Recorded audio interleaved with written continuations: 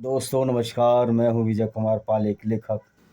आज हम चर्चा करेंगे कि जो भारत में इमामों को तनख्वाह दी जा रही है, जो मदरसों के टीचरों को तनख्वाह दी जा रही है, वो गैर मुस्लिमों का कत्ल करने के लिए दी जा रही है। क्योंकि कुरान की आयतें पढ़ पढ़ कर ये मुस्लिम बच्चे जो मदरसों में पढ़ते हैं आतंकवादी बनते हैं। कुरान में बहुत सारी ऐसी आयतें हैं जो मुसलमानों को आतंकवादी बनाती हैं।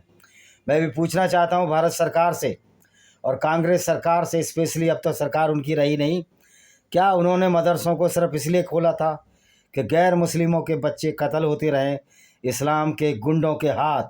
और जो ये गुंडागर्दी की शिक्षा देते हैं, जो कि इस्लामिक टीचिंग एक गुंडागर्दी है, ये एक बार्बिक आइडियोलॉजी है, एक बर्बर विचारधारा है जिसको सभ्य समाज में स्वीकार नहीं किया जा सकता। ये एक ऐसी विचारधारा है जो सभ्य समाज की भाईचारे को ख़त्म करती है, हरमानी को ख़त्म करती है, सांप्रदायिकवाद को बढ़ावा देती है। पूरी दुनिया के गैर मुसलमानों के लिए ये थ्रेट है। तो भारत सरकार से हम ये पूछना चाहते हैं, बड़े बड़े आईएएस आईपीएस अफसरों से पूछना चाहते हैं जो दिन रात कानून का ज्ञान पढ़ाते रहते हैं, क्या उनको ये विदित नहीं कि कुरान एक असंवैधानिक किताब है, कुरान एक क्रिमिनोलॉजी है, कुरान हमारे संविधान और भारतीय दंड संहिता का अनादर करती है। जब कुरान का चैप्टर 9 में ये बोला जाता है कि गैर मुस्लिमों को कत्ल करो, तो क्या ये कानून की अवहेलना नहीं है? सारे मदरसों में भारतीय कानून के खिलाफ पढ़ाया जाता है, लेकिन हमारी सरकारें और ये आईपीएस जो छोटे छोटे मुकदमों में बड़ी ब्रिलियंसी और इंटेलिजेंसी दिखाते हैं, निचले स्तर के पुलिस वाले जो बड़े कानून के रखवाले हैं और कानून की बारीकियां हमको बताते हैं, और मजिस्ट्रेट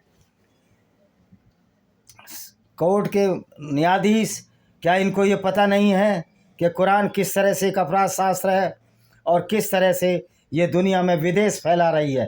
पूरी दुनिया की मैं बात कर रहा हूँ, इंडिया की तो बात नहीं कर रहा, क्योंकि इंडिया में धूर्त राजनीतिकों की फौज हो चुकी है, चाहे वो तेजस्वी यादव जैसे लोग हों और एक बार नीतीश कुमार जैसे लोग हों जो सेकुलरिज्म का ढोल पीटते हैं।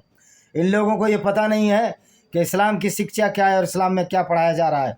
इवन एक मूर्ख प्रवक्ता समाजवादी पार्टी का राजकुमार भाटी को भी ये पता नहीं है कि कुरान में क्या पढ़ाया जाता था, अल्लाह के क्या कार्य हैं।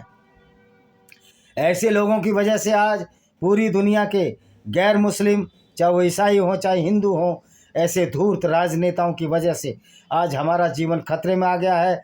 हमारी बहन बेटियों की इज्जत खतरे में पड़ गई है, हमारी माताओं बहनों की इज्जत खतरे में पड़ गई है, हमारा जीवन खतरे में पड़ गया है।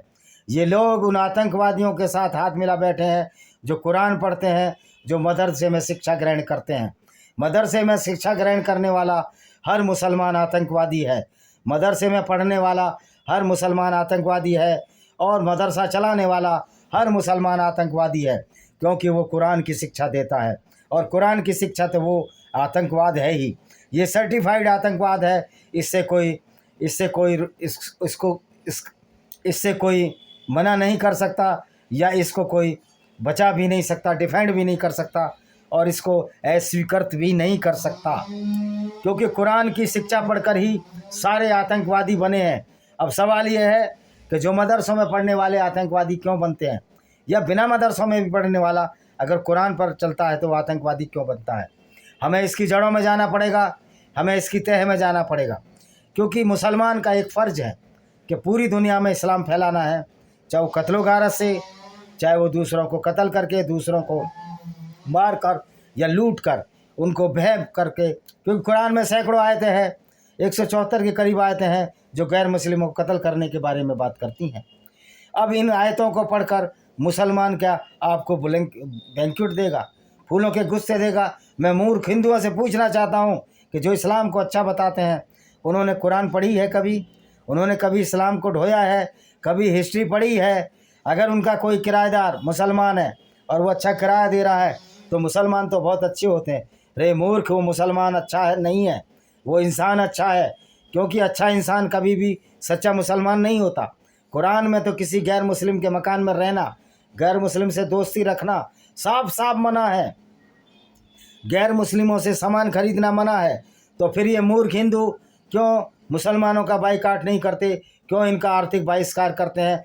क्यों सरकार को चाहिए कि किसी भी मुसलमान को जो कुरान और कुरान पर अमल करता है उसको ठेके ना दे। सेकुलर कंट्री होने का मतलब ये नहीं है कि हम उन लोगों को ठेके दें, उन लोगों को कॉन्ट्रैक्ट दें, उन लोगों को नौकरियां दें जिनके कुरान ये कहती है कि हिंदू, ईसाई या गैर मुस्लिम से दोस्ती नहीं रखनी। तो भाई जब आपको दोस्ती नहीं रखनी तो फिर आप नौकरियों में हिंदुओं के साथ काम क्यों करते हो? क्यों हिंदुओं की कंपनियों में नौकरी करते हो? क्यों हिंदुओं के कारखानों में काम करते हो?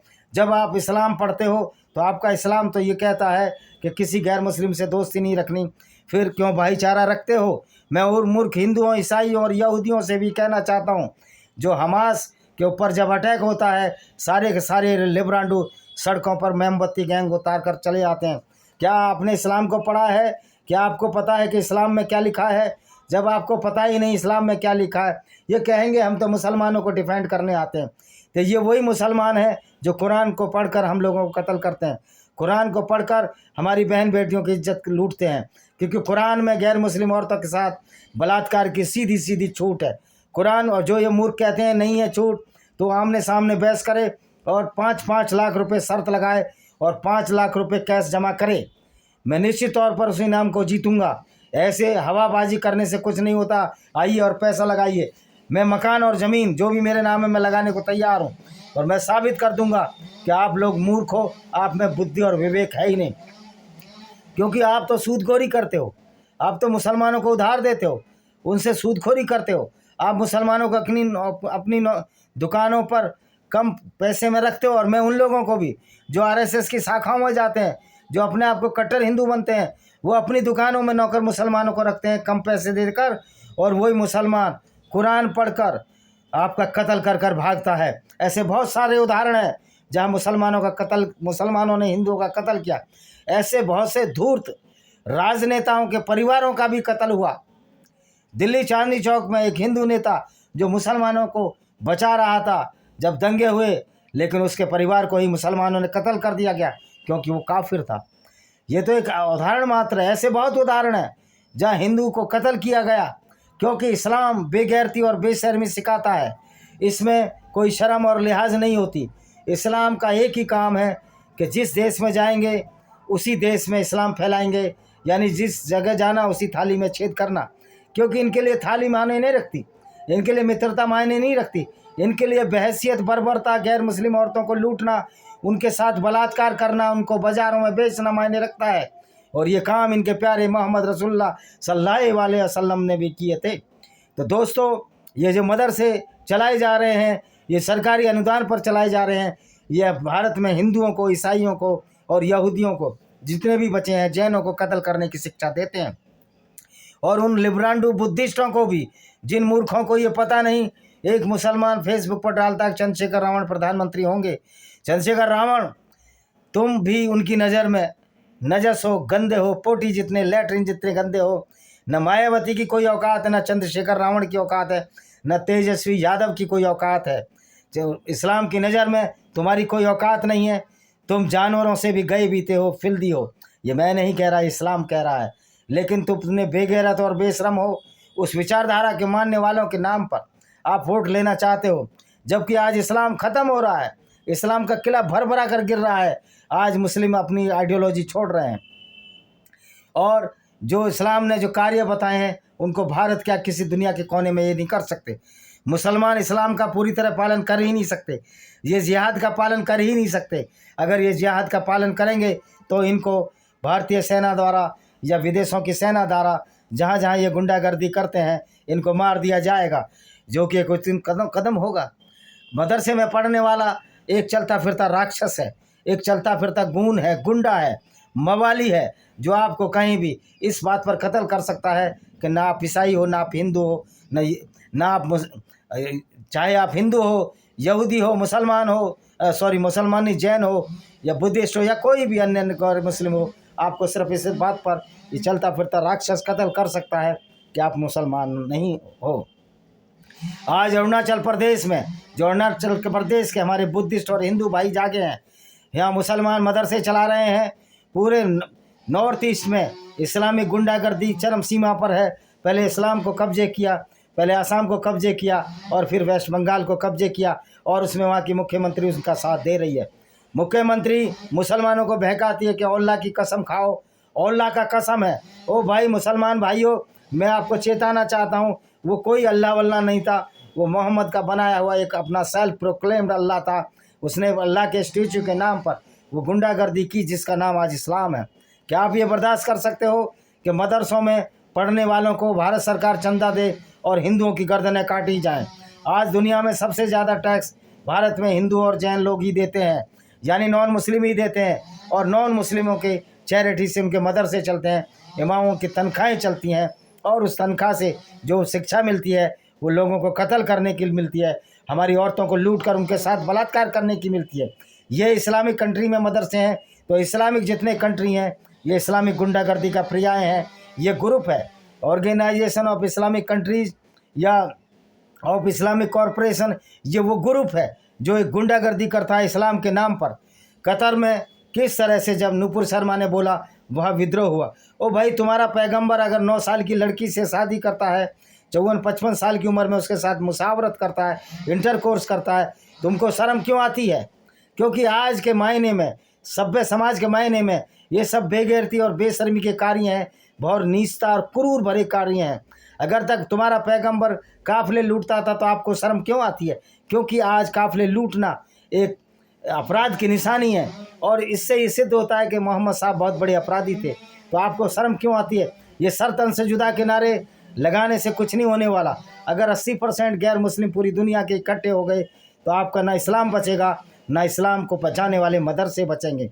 आज मदरसे और कुरान पर प्रतिबंध लगाने की ज़रूरत है, और हमको एक दिन खड़ा होना पड़ेगा, और उन मूर्ख हिंदुओं को भी सबक सिखाने की ज़रूरत है, उन मूर्ख ईसाइयों को भी सबक सिखाने की ज़रूरत है जो कि नाम के ईसाई और हिंदू हैं।